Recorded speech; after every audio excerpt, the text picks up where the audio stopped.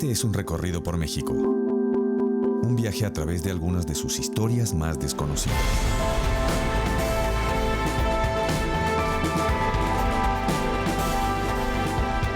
Un estado del país. 3 historias.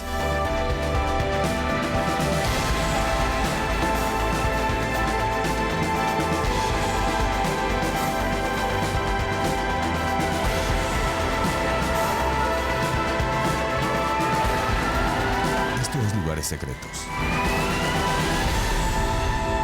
La bitácora de un México escondido.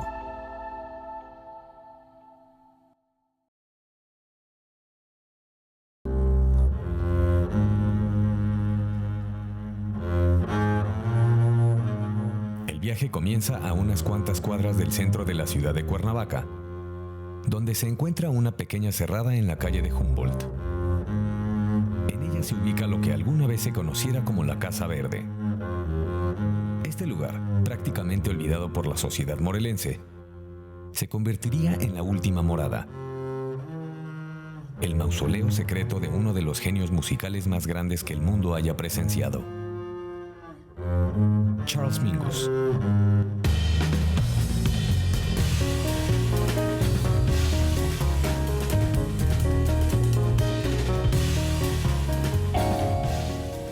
Charles Mingus fue un contrabajista, músico, compositor norteamericano.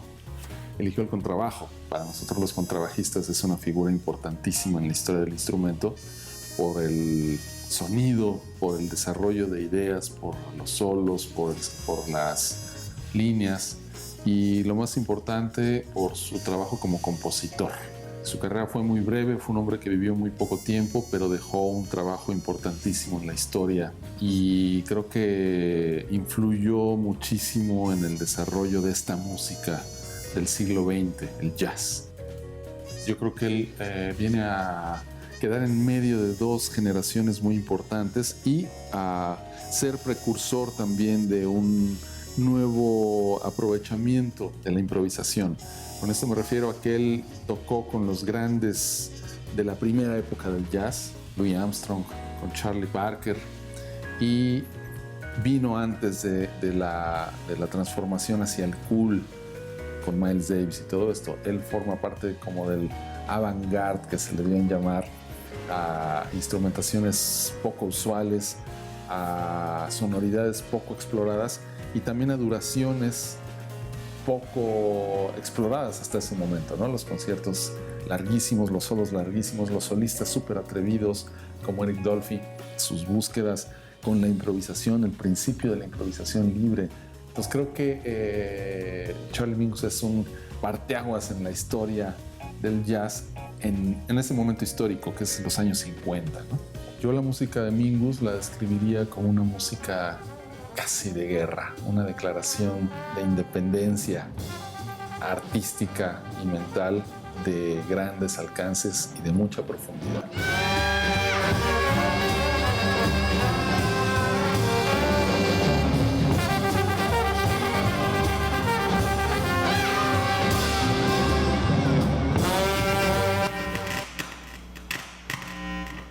La personalidad de Charles Mingus era una personalidad para la cultura norteamericana un poco incómoda, porque era un tipo que cuestionaba lo establecido, era un tipo con mucha conciencia de su raza. Él se consideraba a sí mismo afroamericano, como les dicen ahora, y siempre puso dentro de su trabajo y muy claro su posición política y cultural respecto a eso, ¿no? Al racismo, que lo vivió duramente.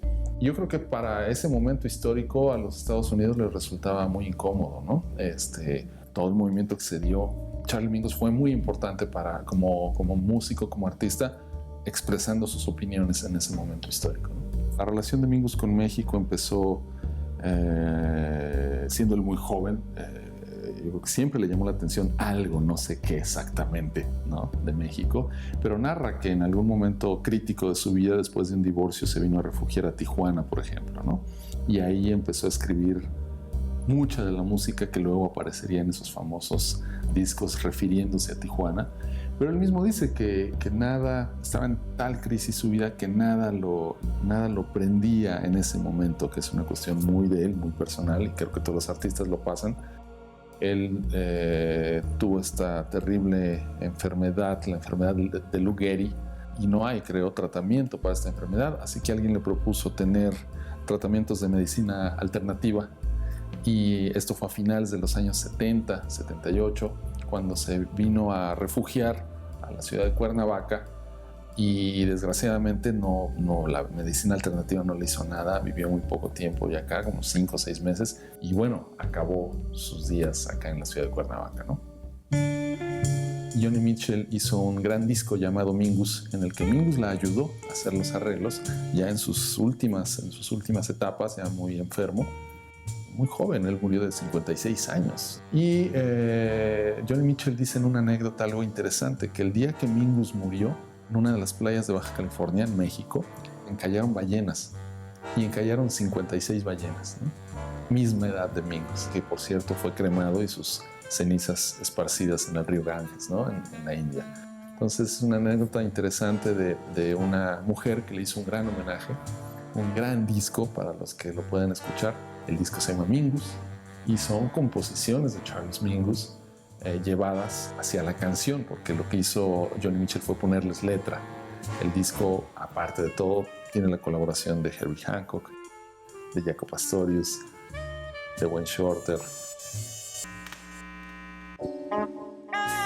When Charlie speaks of Lester, you know someone great has come. The sweetest swinging music, man.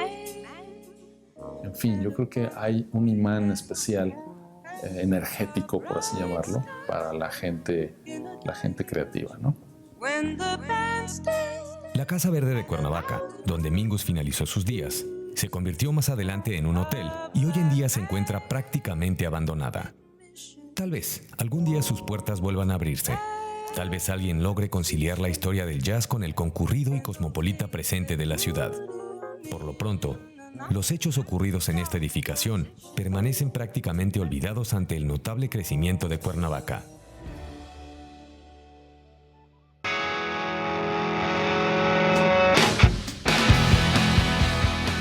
Pero en efecto, Mingus no sería el único atraído por la legendaria cultura mexicana. En 2006, la banda de Las Vegas The Killers grabaría el video del sencillo When You Were Young en el exconvento de San Juan Bautista, ubicado en Tlayacapan, a 57 kilómetros al noreste de Cuernavaca.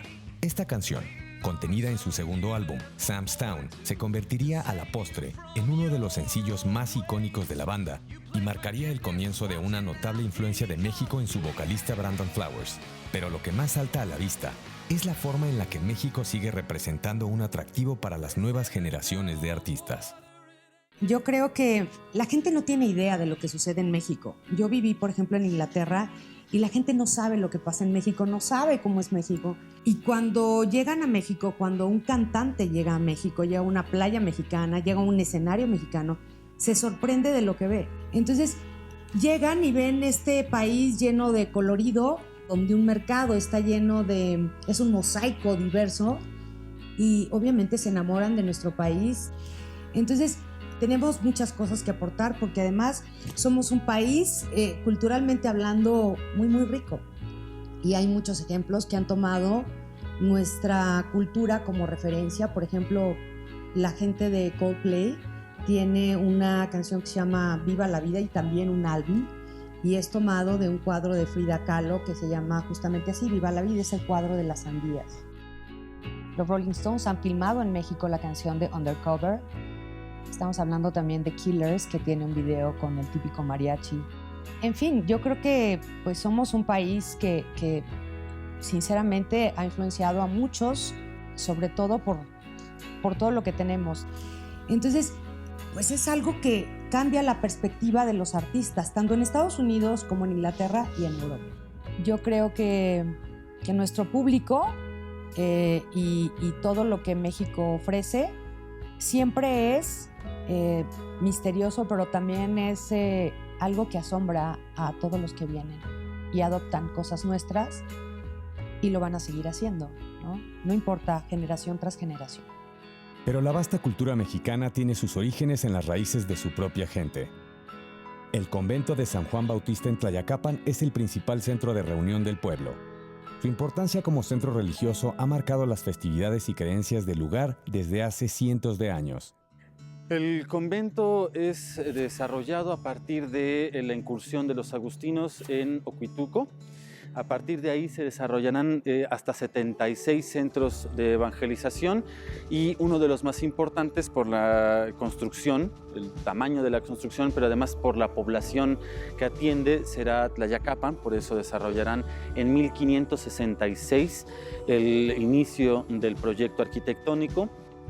Es el ejemplo más antiguo que se conserva de la decoración mural y es el ejemplo más completo que se conservaría hasta mediados del siglo XX. El edificio importa tanto como la piel que tiene, que son las pinturas murales. Y le da sentido también al pueblo, porque finalmente son artesanos indígenas los que empezarán tanto en la labor de construcción, de edificación, levantar paredes y tal, como en la decoración. Más o menos para el siglo XVIII, el convento deja de pertenecer a los agustinos y pasa a manos del clero secular. Y para el siglo XIX se abandona definitivamente tanto el convento como lo que ahora es casa parroquial. Después vendrán las guerras de intervención en México y luego en el siglo XX principios la guerra de revolución, que dejarán sus huellas físicas e históricas tanto en el edificio como en la población.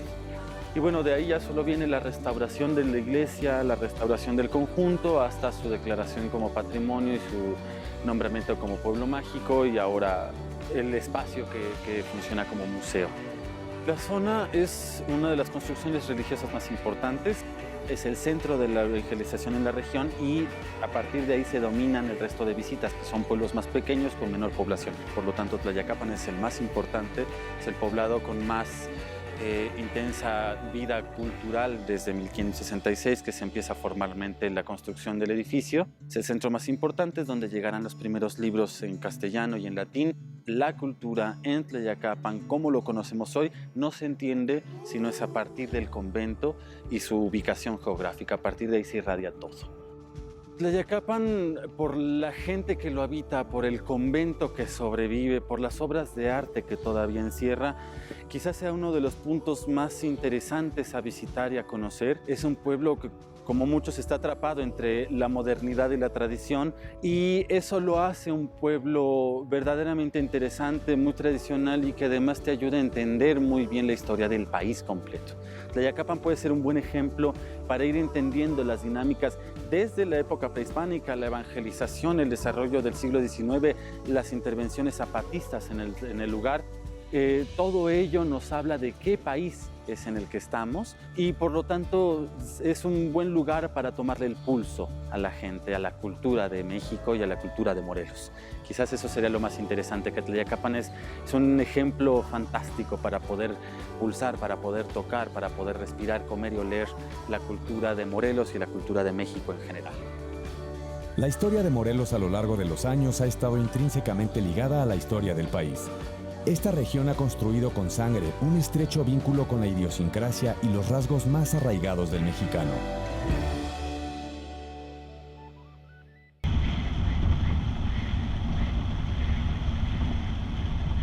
Han pasado demasiados años en que en Anenecuilco Zapata nació. Nuestra última parada es la antigua hacienda de Chinameca, ubicada a unos 50 kilómetros de la capital morelense. En este lugar se consumó un acto que, con el pasar de los años, se ha convertido en una de las piedras angulares de lo que hoy conocemos como la historia de nuestro país. En el centro del pueblo destaca notoriamente, bajo el convaleciente arco de la hacienda, la estatua de un charro a caballo en cuya placa se alcanza a leer: en este lugar cayó muerto el general Emiliano Zapata Salazar, el 10 de abril de 1919, según información oral de testigos presenciales. Bueno, Emiliano Zapata Salazar es sin duda pues uno de los personajes más reconocidos del movimiento histórico que conocemos como la Revolución Mexicana. del siglo XX. Sin embargo, la lucha de Zapata por la reivindicación campesina ya había empezado años antes y comenzaba a forjarse un liderazgo. Lo cierto es que esta figura histórica que representa la Revolución Mexicana, a través de los años pues se ha convertido en un mito personificado, en un mito real que detrás de sí mismo tiene la lucha y la reivindicación por ideales que son de cultura universal. Yo fui a la revolución, yo fui a la revolución a luchar por el derecho, para sentir sobre mi pecho una gran satisfacción, más vivo en un rincón, cantándole a mi amargura, pero con la fe segura y anunciándole al destino que es el hombre campesino, nuestra esperanza futura. Va a ser en 1911 cuando en el mes de marzo decididamente Zapata se une y comienza su liderazgo en el ámbito revolucionario.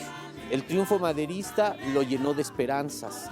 Sin embargo, la práctica presidencial de Madero lo alejó y lo convirtió en un enemigo acérrimo del maderismo y de la figura presidencial. Se sentía desconfiado de lo que Madero pudiera hacer inmediatamente en ayuda de los campesinos. Así que comenzó un movimiento revolucionario contra el orden establecido, contra el presidente Madero, a través de un plan agrario y reivindicador de los elementos sociales que él defendía, que fue el Plan de Ayala. La traición huertista que dio muerte a Madero lo une de algún modo al grupo constitucionalista. Sin embargo, él nunca aceptó el liderazgo de Venustiano Carranza. El movimiento de Morelos que él reivindicaba, que él lideraba, permaneció de cierto modo independiente a estos hombres del norte que venían recorriendo el país y avasallando al ejército huertista. Una vez que Huerta salió, Zapata tuvo que tomar una decisión. Tuvo un acercamiento con los diversos líderes de la revolución y se identificó más pues con Francisco Villa, que también representaba al pueblo. Y se formó la Convención de Aguascalientes. En ese lugar, los zapatistas llegaron e implantaron los ideales del Plan de Ayala. Esto es muy importante porque a partir de eso ellos aspirarán políticamente, ya no a través de la guerra, a poner en marcha sus ideales y poner en marcha lo que buscaban reivindicar. Sin embargo, la convención, más que unir a los revolucionarios, pues los enfrentó. Carranza no aceptó los mandamientos de la convención. Villistas y zapatistas permanecieron ahí discutiendo nuevas leyes, nuevos modos de gobernar, pero el enfrentamiento con Carranza los llevó una vez más a los campos de batalla. Ahí Carranza obtuvo pues los beneficios de estar cerca de un lugar fronterizo como era el puerto de Veracruz, con los recursos que eso le permitía, y enfrentó la guerra contra los convencionistas. Unidos zapatistas y villistas quisieron acabar con el poder de Carranza, pero el buen orden que impuso Álvaro Obregón en el ejército constitucionalista pues fue desmembrando a los grupos revolucionarios representantes del pueblo, Zapata y Villa.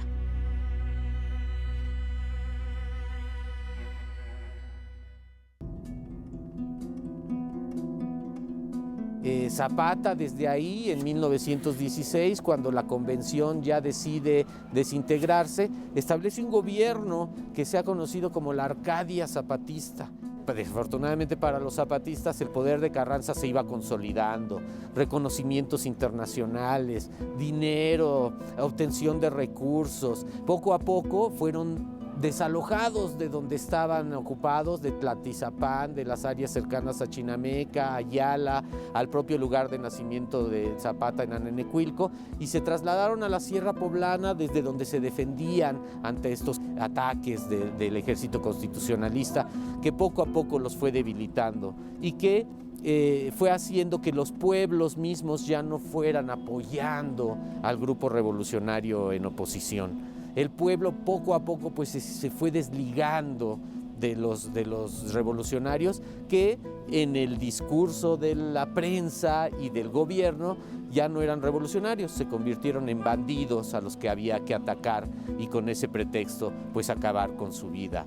De ahí supongo yo que el acercamiento a Guajardo le provocó quizá la posibilidad de una esperanza, un hombre que tenía un gran poder de logística en el territorio morelense, porque a él era al que le llegaban las municiones, era el que ordenaba pues muchos de los contingentes militares que se establecieron en las zonas que antes eran de ocupación de los zapatistas. Le pareció quizá pues una oportunidad. Por un lado, parece ser que el propio Guajardo había tenido una desaveniencia con Pablo González debido pues, a una noche de juerga. En ese momento Zapata escribió una carta a Guajardo pidiéndole que quizá hubiera la posibilidad de unirse. Esta carta fue interceptada y fue leída por González. Así que llamó a Guajardo y le enseñó la carta y lo amenazó diciendo pues, que eso significaba totalmente el final de su vida militar. De tantos años que había luchado para obtener pues, cierto rango, esta pues, sola insinuación del enemigo le hacía pues, perder todo. Es posible que eso haya obligado a Guajardo a establecer la traición. Hay que recordar que en ese momento, en marzo, el mes anterior a la muerte de Emiliano Zapata, él escribió una carta a la opinión pública dirigida a Carranza en la que se expresó pues de una manera muy violenta contra el presidente ya constitucional. Eso creo que aceleró la situación de desprestigio que ya tenía Zapata, ¿no? Porque ya no era considerado revolucionario sino como bandido, y pues pudo estas circunstancias de Guajardo hacer que el plan se consumara y el zapatismo con Zapata como hombre vivo terminara. Así Zapata, bajo este legado que va dejando de su trayectoria histórica, se inscribe en el panteón de los héroes nacionales como el representante del pueblo en lucha. El montaje del asesinato es muy interesante, pues podemos ver que se estaba preparando una ceremonia de honor para el recibimiento del caudillo, del líder de los campesinos. Quizá por eso y por la modestia misma de Zapata, solo bajó con 10 hombres. Lo que, para conjeturar, me dice que pues ya tenía la total confianza en Guajardo. La traición ya estaba pactada. La orden ya la sabían los que iban a acribillarlo. 2 filas formadas y él bajando solo con 10 hombres en un caballo que recientemente le había regalado Guajardo y que debió haber sido un ejemplar magnífico, pues debió impresionar. El estruendo es el que también debió dejar a los que estaban a los alrededores pues muy asombrados. Fue acribillado, nadie podía sobrevivir. Sí era Zapata, estaba todo planeado, estaba pactado. La espectacularidad del momento se acabó por el propio asombro de los zapatistas que no pudieron reaccionar ante lo que estaba sucediendo. Veo su cara de estupor de esos campesinos viendo caer a su líder. Los veo desconsolados, los veo desencajados, los veo llorando y huyendo. Inmediatamente se llevó el cadáver a Cuautla, con el poco respeto que podía tener porque sí estaba considerado como un bandido. En Cuautla es donde el paso del campesino frente a él motivó esta postura contradictoria. He llevado a mi héroe al cadalso, pero no se perdieron los ideales por los que luchó. Su reivindicación se convirtió en parte del sistema y en parte del discurso político al reivindicar el agrarismo. Y el legado de Zapata queda acendrado en la tierra. Es la semilla misma de la libertad, de ese sentimiento universal de terminar con la opresión. Y de ahí que se le reconozca no solo como un personaje histórico, sino como un protagonista de un proceso universal de reivindicación popular. Irónicamente, en la historia, aquellos que lo convirtieron en héroe de una nación fueron los mismos que alguna vez ordenaron su muerte.